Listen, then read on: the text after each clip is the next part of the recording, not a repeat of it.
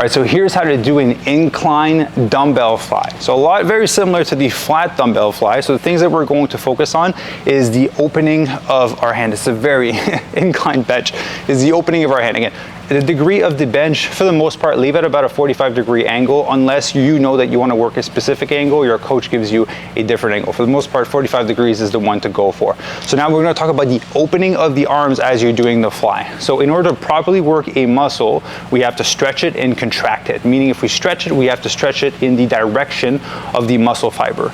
The muscle fiber in the chest don't go like this. They don't go sideways. They're slightly at an angle.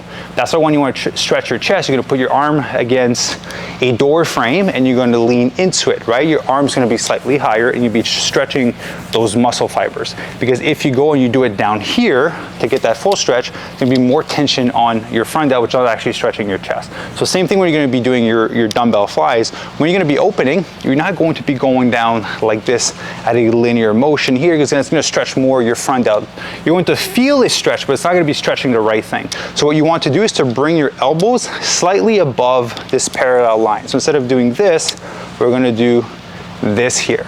Now you won't be able to go as heavy on the dumbbells, but it doesn't matter because we're actually going to be working the muscle properly. Again, remember, it's not about the weight you're going to be using, it's about training the muscle efficiently and safely ultimately. So all you're going to do is bring the elbows slightly higher, get that stretch, and then come in and squeeze. So I'm going to demonstrate with the dumbbells here. All right. So what we're going to do is, once you're in a position, you have your shoulders down, right? So instead of up like this, you're going to be down and then shoulders back together. We're going to lock them in. And then from here, we're simply going to go slightly, elbow slightly above that line. It's going to look something like this.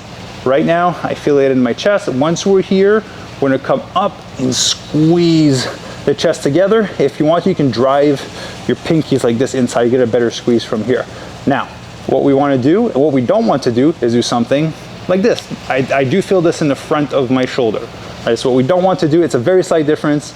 Here's what we want to do. Elbow slightly above that line, stretch, and up and squeeze, right? So in terms of breathing pattern, you want to breathe in, breathe out,